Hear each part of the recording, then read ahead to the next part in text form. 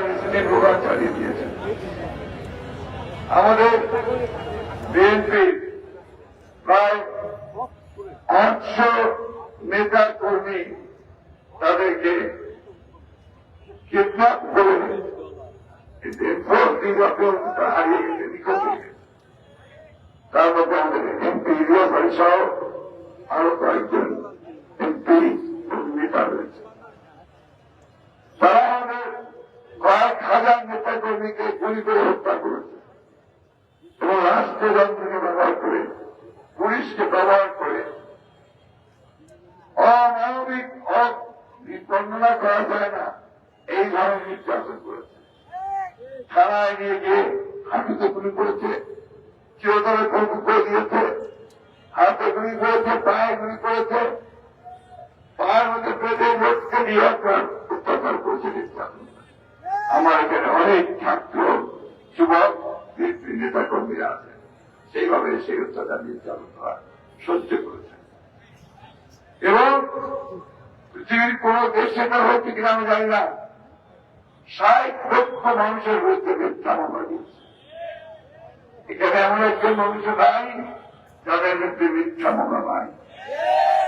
শুধু তাই না, নির্বাচনের যে তারিখটি হয়েছিল তার আগে আমাদের 2,500 নেতা কর্মীকে সাজা দিয়েছে, কনভেকশন দিয়েছে। 27,000 মানুষকে 2 দিনে আমাদের সেই অক্টোবরে, সেই 28 অক্টোবরের সেই আন্দোলনে তারা 28,000 নেতা কর্মীকে মাত্র 2 দিনে গ্রেপ্তার করে কারাগারে দিয়েছিল। আর ওইরা আপনারা দেখেছেন যে গত তার আগের বছরে আমাদের রাজপথে দ্রব্যমূল্য বৃদ্ধির আন্দোলনে, প্রতিরোধের আন্দোলনে আমরা প্রায় 22 জন নেতা কর্মীকে তারা গুলি করে রাস্তায় প্রকাশ্য রাস্তায় হত্যা করেছে। ভুলে গেছেন সহজের কথা, ভুলে গেছেন ভোরের সহজের কথা, আমরা ভুলি নাই। নারায়ণগঞ্জের সহজের কথা ভুলে গেছেন। এইখানে মকবুলকে হত্যা করেছে গুলি করে, এইখানে আমরা এগুলো ভুলে যাই নাই। বিএনপি গত 15 বছর 16 বছরে যে মূল্য দিয়েছে গণতন্ত্রকে পুনরুদ্ধার করার জন্য, এটা পৃথিবীর ইতিহাসে বিরাট।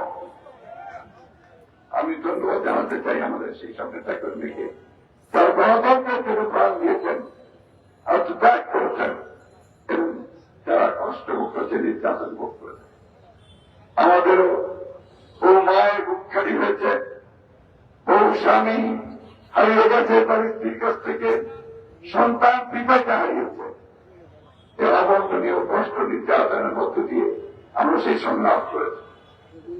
আমি আন্তরিকভাবে ধন্যবাদ, কৃতজ্ঞতা এবং অভিনন্দন জানাতে চাই আমাদের ছাত্র সমাজকে, যারা এই শেষের দিকে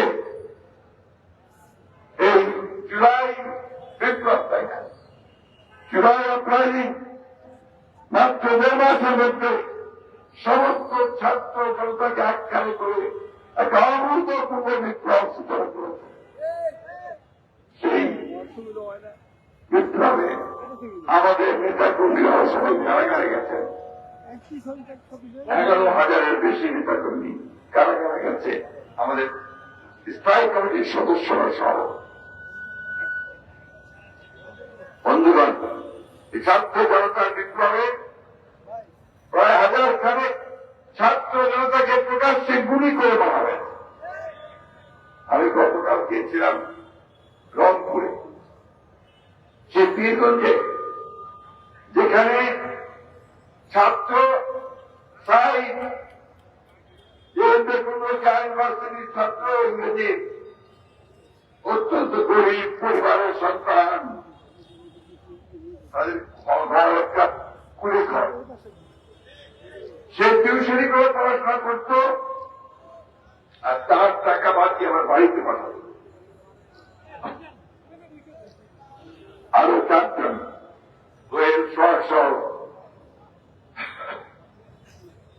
আমি ঠাকুরগাঁয় গেছিলাম, আমার কনস্টিটিউন্সিতে 6 জনকে গুলি করে হত্যা করা হয়েছে, তারাও সবাই ছাত্র।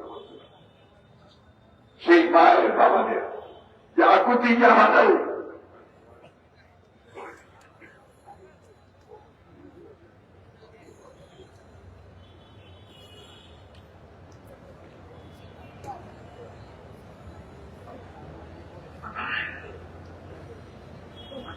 গলারা নাই।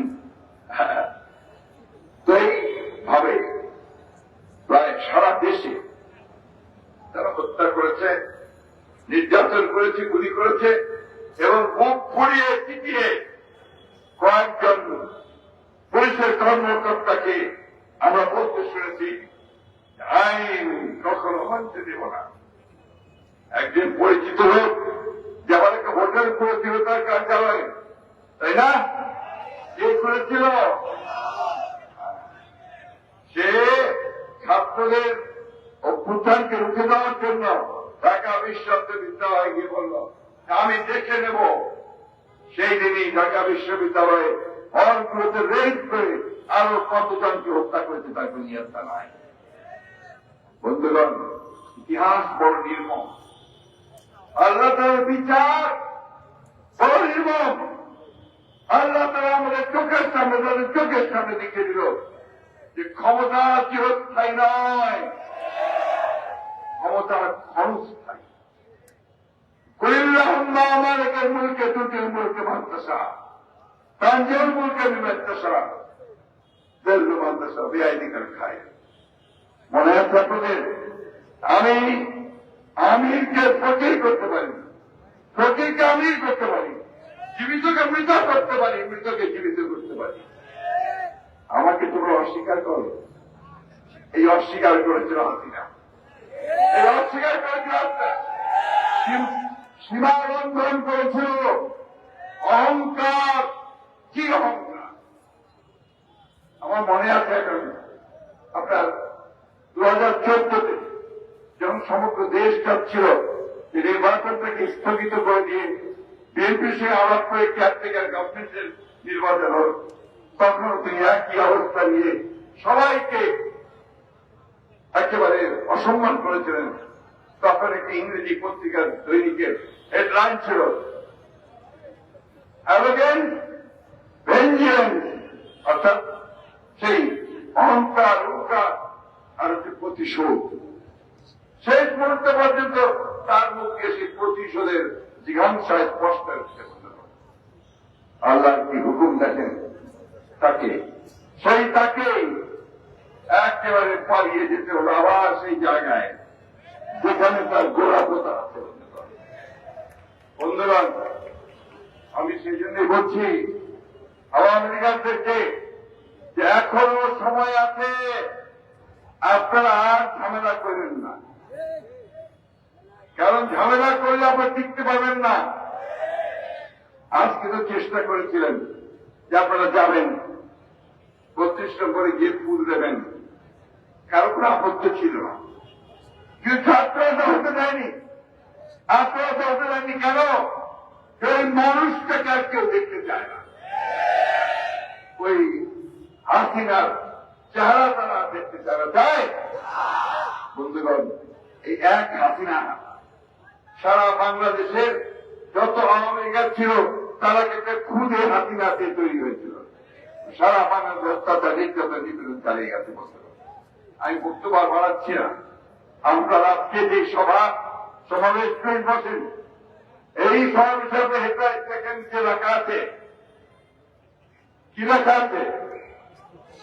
এই যে গণহত্যা, হাসিনা যে খুনি, তাদের আমরা বিচার চাই। বিচার আল্লাহ তাআলা করছে, আরো করবে। এখন আমরা বিচার কার কাছে চাই?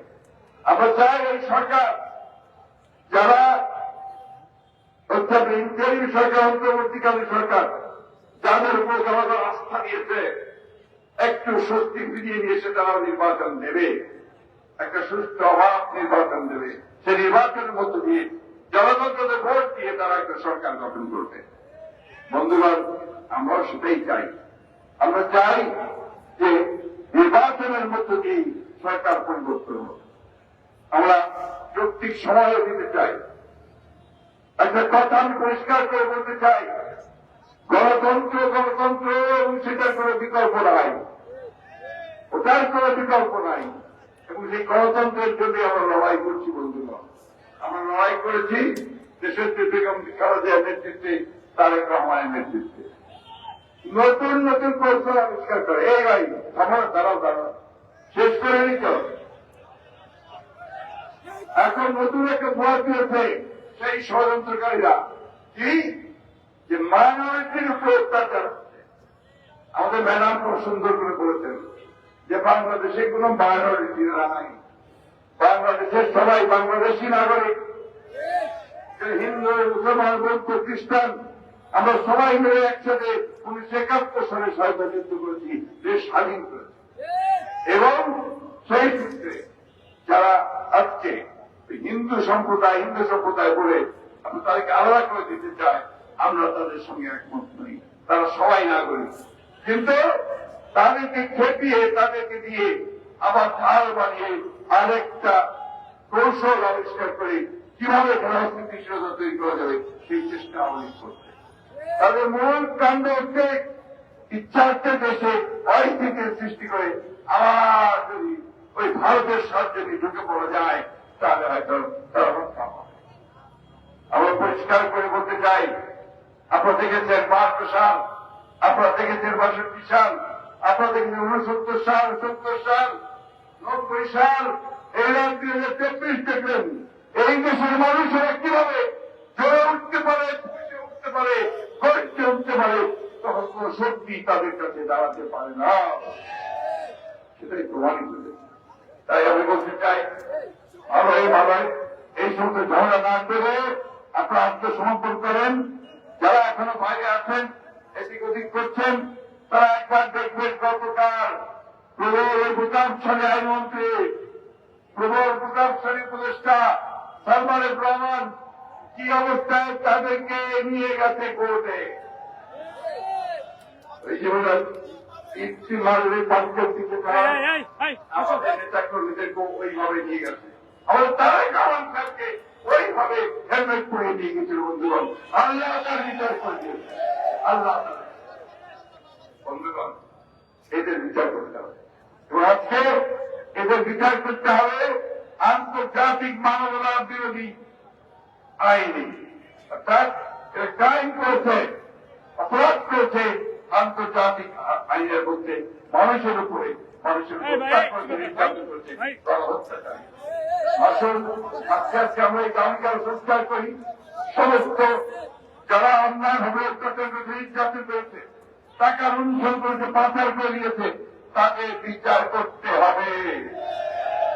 অনেকটা অনুরোধ আপনি বা বিমান বাংলাদেশ জাতীয়তাবাদী দল, এটা আমাদের শহীদ জিয়ার দল, বেগম খালেদা জিয়ার দল, তারেক রহমানের দল। আমাদের এমন কোন কাজে আমাদের দিকে যেন প্রাণপণ দিতে না পারে যে আমরা খারাপ কাজ করেছি। বন্ধুগণ, সবাই একত্রিত হবেন, ঐক্যবদ্ধ থাকবেন এবং এদের সমস্ত চক্রান্তকে নস্যাৎ করে দিয়ে আমরা বাংলাদেশকে স্বাধীন করেছি।